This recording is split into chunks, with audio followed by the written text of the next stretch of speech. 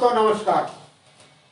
मैं क्या बताऊं, नमस्कार करते हुए मुझे कई सारे शब्द याद आते हैं। सेमवाल जी आपको नमस्कार। जी नमस्कार। जय उत्तराखंड, जय उत्तराखंड, जय भीम, जय भीम, जय जय जोहार, जय जोहार, जय सीताराम, जय सीताराम, जय सलाम वालेकुम, जय सलाम। जय सत श्री अकाल। अब बताइए, हे भगवान हे भगवान हे भगवान, ये क्यों बोलने पड़ रहे हैं?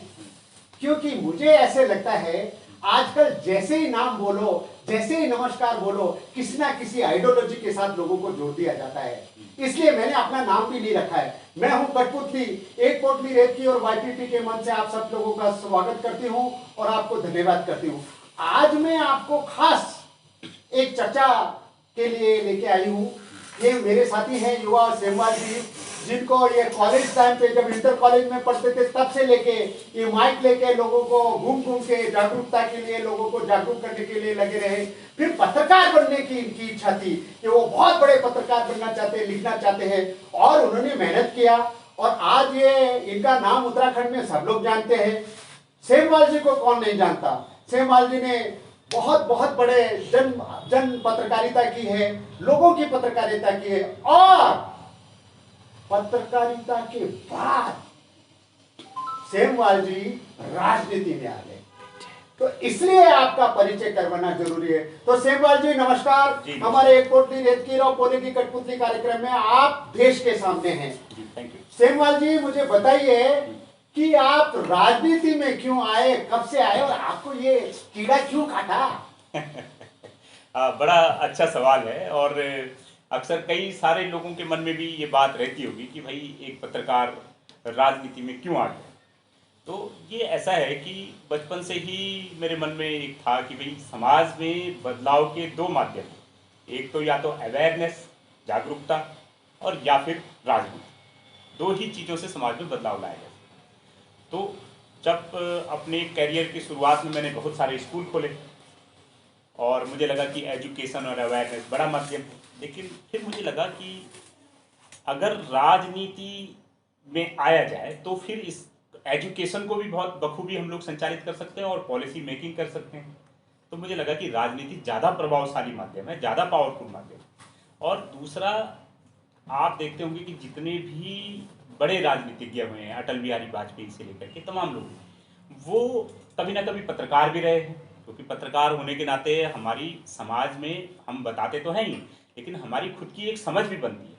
और जब हमें लगता है कि भाई पत्रकारिता की कहीं भी सीमाएं खत्म हो जाती हैं, नेता ही बोल देते हैं नो कमेंट, तो फिर आप आदमी क्या करेगा? सेमवाल जी, ये बात आपने नेता ही बोल देते नो कमेंट्स, ये वाली बात है, और इसलिए आप राजनीति में आ गए। आपको राजनीति में आए हैं आप, तो ऐसा क्या लगता है आपको कि राजनीति में, मतलब मैं बाकी भी सवाल पूछूंगा, लेकिन राजनीतिज्ञों में आप क्या कमी देख रहे हैं वर्तमान में, और आपको क्या लगता है कि आप उन सब चीजों को कैसे देखते हैं? देखो, राजनीति में मैंने ये देखा है कि अक्सर जो समाज के सबसे बड़े काम है, महत्वपूर्ण काम, उसमें अनपढ़ों का बड़ा घुसपैठ हो गई है।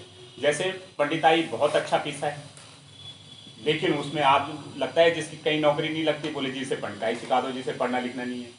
जिसे पढ़ना लिखना नहीं है तो उसको नेतागिरी सिखा दो, जिसे पढ़ना लिखना नहीं है उन्हें का वकालत करवा दो।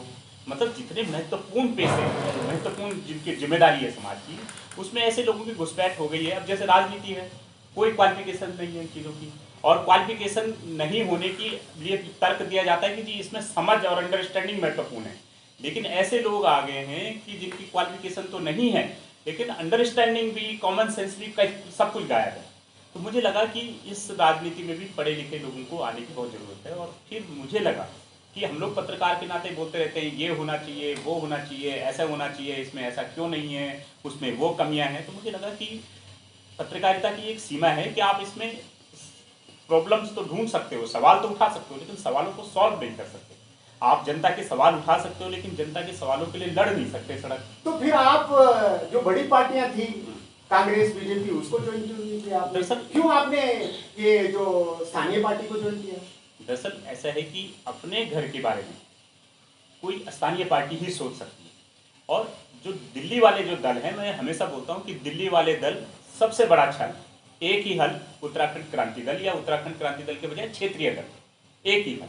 वो इसलिए बोलता हूँ कि मैंने ये देखा है कि जो दिल्ली से जो संचालित पार्टियां हैं, दिल्ली के रिमोट कंट्रोल पे, दिल्ली दिल्ली के हाथों, दिल्ली वालों के हाथों में जो उनकी लगाम होती है, रिमोट होता है, कंट्रोल होता है, तो उसके कारण वो यहाँ पे एक तरीके से ऐसे सत्ता संचालित करते हैं कि जैसे कभी east India company United kingdom से संचालित होती थी। अब यहाँ पे भी उत्तराखंड को भी एक तरीके से दिल्ली वालों ने अपना उपनिवेश बना लिया। वो क्या करते हैं, दिल्ली के जो बड़े नेता हैं, यहाँ पे मंत्री कौन बनेगा, उसका पोर्टफोलियो क्या होगा, वो क्या काम करेगा, वो कौन कौन से धंधे करेगा, वो सब दिल्ली से डिसाइड होते हैं और वो सब दिल्ली वाले अपने अपने लोगों को देते हैं। उत्तराखंड के लोगों के हाथ कुछ भी नहीं लगता। तो उत्तराखंड के लोगों के हाथों में कुछ होना चाहिए। और आपने क्षेत्रीय पार्टी, आप युवा हैं और पढ़े लिखे बोल रहे हैं, पत्रकार रह चुके हैं और आपने क्रांति दल ज्वाइन किया। मुझे एक बात, आप कैसे प्रोग्रेसिव पत्रकार होने के नाते, प्रोग्रेसिव राजनेता होने के नाते, आप ये जो क्षेत्रीय लोगों पे एक यहाँ का वहां का लेबल लगता है, उस लेबल को आप कैसे देखते हैं? आपका क्या विचार है? जैसे आप मेरी बात समझ गए होंगे, जैसे महाराष्ट्र का मुद्दा है, जैसे अन्य क्षेत्रों का मुद्दा है, ये जो क्षेत्रीय पार्टियां हैं उनके ऊपर एक लेबल लगा दिया जाता है, उसको आप क्या समझते हैं? इसको आप इस तरीके से एक क्षेत्रीय पार्टी के तौर पे देखने के बजाय अगर आप ये देखें कि ये एक राज्य की अपनी पार्टी है, और क्योंकि ये देश भी यूनियन ऑफ स्टेट है और यूनियन ऑफ स्टेट करके एक देश बनता है, तो एक राज्य की अपने आप में कई सारे ऐसे सब्जेक्ट होते हैं जिसको वो राज्य ही डिसाइड करे तो ज़्यादा बेहतर है। लेकिन जब यहाँ पर हमने देखा लंबे समय से 20-22 सालों से कि राज्य के सब्जेक्ट भी दिल्ली से डिसाइड करता है, और दिल्ली में भी दिल्ली के जो बड़े नेता हैं उनकी पार्टियों के, वो अपने स्वार्थों के हिसाब से डिसाइड करते हैं। तो फिर मुझे लगा कि राज्य के सब्जेक्ट तो राज्य के हिसाब से डिसाइड होने चाहिए, इसलिए यहाँ के राज्य के हिसाब से वही पार्टी डिसाइड कर सकती हो जिसकी अपनी कमान दिल्ली के हाथों में। अगर आपके हाथ में कमान होती तो जोशीमठ के मुद्दे को आप कैसे देखते हैं? और उत्तराखंड में जिस तरीके की ये जो विकास की योजनाएं चल रही है, इनके बारे में आपका क्या कहना है? अभी जोशीमठ खास तौर से एक बहुत बड़ा मुद्दा बना हुआ है और लोग तो यहाँ तक कह रहे हैं कि जोशीमठ एक झांकी है, अभी तो बहुत सारी जगह बाकी है। बिल्कुल, ये जोशीमठ दरअसल अनियंत्रित विकास की भेंट चढ़ गया। विकास के नाम पे बिजली बनाने वालों को यहाँ पे 2-3 प्रकार के जो माफिया हैं, जैसे खनन माफिया, शराब माफिया, और एक नया माफिया है पावर माफिया। ये जो जल विद्युत डैम बनाने के जो तय करते हैं ये माफिया, ये उत्तराखंड एक तरीके से उन माफियाओं की भेंट चढ़ गया। इसी तरीके से जोशीमठ भी भेंट चढ़ गया। जोशीमठ के लोग पिछले 20-22 सालों से लगातार आंदोलन कर रहे थे इस बात को लेकर के कि भाई जोशीमठ में ये डैम नहीं बनना चाहिए, क्योंकि 1937 से लेकर के लगातार ये बात उठ रही है कि जोशीमठ जो है एक मलबे के ढेर पे बसा हुआ शहर है। 1975 में भी मिश्रा कमेटी ने एक रिपोर्ट में इस बात को बताया था कि भाई जोशीमठ पे बड़े निर्माण नहीं होने चाहिए, लेकिन उसके बावजूद भी जो दिल्ली वाले दलों के नेता हैं उन्होंने अपने स्वार्थों के लिए, अपनी ठेकेदारी के लिए जोशीमठ में सुरंगें बनाना शुरू कर दिया। जोशीमठ में ठेकों के लिए जो है ऑल वेदर रोड से लेकर के सड़कें चौड़ीकरण से लेकर के बड़े बड़े होटल्स, अवैध निर्माण, ये सारी चीज़ें शुरू कर दी। लेकिन अभी जो स्थिति चल रही है, मैं माफी चाहता हूँ क्योंकि ये बहुत सारा मीडिया में यही सब चीजें आ रही है, ये सूचनाएं मिल रही है, लेकिन अभी कहा गया कि वैज्ञानिक लोग अपनी बात ना रखे मीडिया में। ऐसा क्यों? क्योंकि वैज्ञानिक लोगों की कमान सरकार के हाथ में है। अब इससे सरकार डिस्टर्ब होगी, तो सरकार हमेशा चाहती है कि लोग अफीम के नशे में सोए रहें, चाहे वो दारू का नशा हो, चाहे धर्म का नशा हो, चाहे जाति का नशा हो।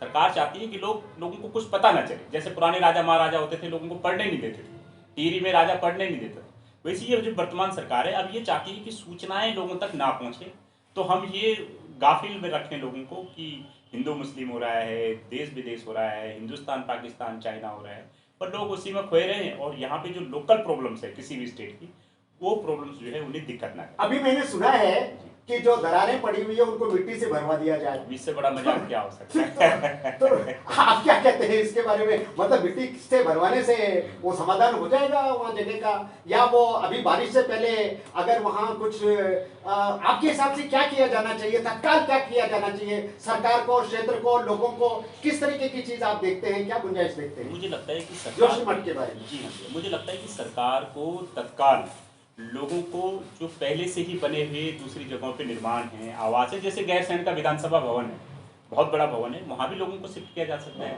बड़े बड़े स्कूल, हॉस्पिटल दूसरी जगहों पे बिल्कुल खंडर पड़े हुए हैं, खाली पड़े हुए हैं, वहाँ भी शिफ्ट किया जा सकता है। या लोगों को एक उचित पैकेज दिया जा सकता है कि वो कहीं दूसरी जगह पे उनका रिहेबिलिटेशन और रिसेटलमेंट हो जाए। 1.5 लाख रुपए बोला है ना। ये मतलब ये तो इससे बड़ा मजाक कुछ हो ही नहीं सकता, क्योंकि भाजपा भी ये समझ गई है कि सरकार में जो लोग हैं वो ये भली भांति जानते हैं, उनके जो सर्वे करने वाले लोग, कि लोग भाजपा से नाराज नहीं है, भाजपा की नीतियों से नाराज हैं। अब वो क्या करेंगे, वो अपनी मनमर्जी करते रहेंगे, अडानी अंबानी के हाथों में खेलते रहेंगे, और जैसे ही उनको लगेगा कि भाई सरकार की नीतियों से ज़्यादा नाराजगी हो रही है, वो बाद में 2-3 साल बाद सीएम बदल देंगे। अब बोलेंगे ये नया वाला सीएम आ गया, अब सब ठीक होगा। इतनी देर में चुनाव आ जाएगा। एक सीएम बदल के लोकसभा का चुनाव कराते हैं, दूसरे सीएम बदल के जो है दूसरी विधानसभा का चुनाव करवा देंगे। जातिगत के नेता होने के नाते ये जो बाकी की परियोजनाएं हैं पूरी पारित है और अभी बहुत बड़े बड़े डैम बनने बाकी हैं, आप इन सब के बारे में क्षेत्रीय लोगों को क्या कहना चाहेंगे और राजनीतिक लोगों को क्या कहना चाहेंगे कि उनको क्या करना चाहिए, युवाओं को क्या कहना चाहिए?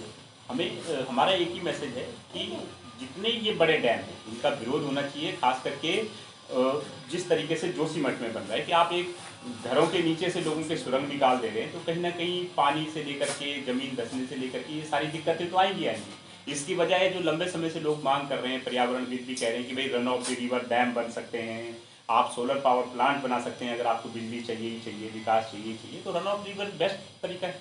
लेकिन इनको क्योंकि एक बड़े माफिया को ज़्यादा पैसे के लिए एक मुश्त ठेका देना होता है, इसलिए ये हमेशा इसी तरीके के काम करते हैं कि अगर रन ऑफ रिवर बनाएंगे, ज़्यादा लोगों को देना पड़ेगा, ज़्यादा लोगों को संचालित करना पड़ेगा, तो ज़्यादा बेहतर है कि 1 और 2 बड़े लोग पाल लो और उनकी गोद में जाके बैठे जाओ। अनैतिक विकास तो क्षेत्रीय लोगों ने भी किया, बड़े बड़े होटल बिना जान पहचान के, बिना जांच किया है, वो भी तो एक कारण है। उनके बारे में आपको क्या सुझाव? ये जो वहाँ की लोकल अथॉरिटीज़ हैं, जो वहाँ की वैज्ञानिक हैं, उनको इस बात को पहले से ही तय करके रखना चाहिए था कि भाई इस लोकल, क्योंकि स्थानीय लोगों को या बाहर से आने वाले लोगों को तो पता नहीं होता कि अगर देहरादून में भी एक प्लॉट है, इस बात की कोई गारंटी नहीं होती कि वो प्लॉट जो है खाले को भर करके मिट्टी भरान करके बनाया गया है वो प्लॉट, या फिर वो कोई बैठी हुई जमीन है, इसका पता अचानक नहीं चलता।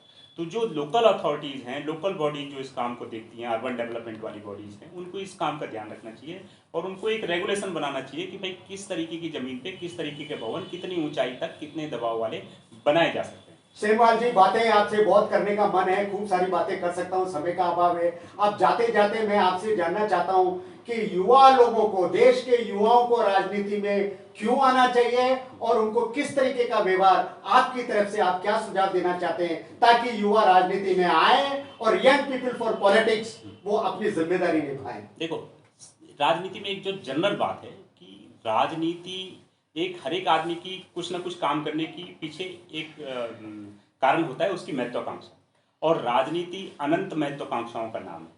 आप लगा लीजिए कि भारत के सुप्रीम कोर्ट का जो चीफ जस्टिस है वो भी राजनीति में आना चाहता है, जो भारत सरकार का चीफ सेक्रेटरी है वो भी राजनीति में आना चाहता है, बड़ा सा बड़ा अधिकारी, बड़ा सा बड़ा उद्योगपति, बड़ा से बड़ा फिल्म इंडस्ट्री वाला स्टार, वो सब राजनीति में आना चाहते हैं। और मेरा ये कहना है कि हर एक व्यक्ति को इस छोटी सी जिंदगी में एक बार जीवन रहते रहते राजनीति में जरूर आना चाहिए, क्योंकि ये आपकी समझ को एक तो कंप्लीट करती है, आपको पूरे सिस्टम को समझाती है, इसलिए राजनीति में आना चाहिए। और खास करके युवाओं को क्यों आना चाहिए, क्योंकि जहाँ जवानी चलती है वहाँ जमाना चलता है, और युवाओं के कंधों पर किसी भी समाज को, किसी भी दुनिया को बदलने का एक जज्बा भी होता है, एक जुनून भी होती है, ताकत भी होती है।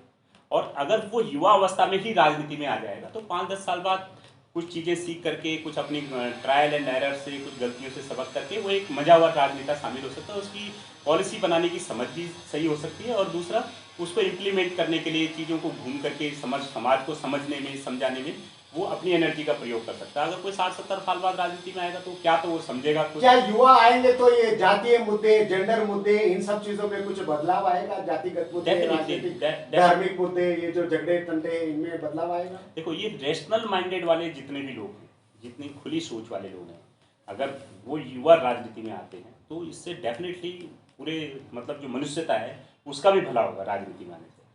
मनुष्यता जो है, मनुष्य मानवीयता का भला होगा, संविधान का भला होगा, और युवा आएंगे तो अपनी जिम्मेदारी निभाएंगे, देश को चलाएंगे और संविधान को बचाएंगे।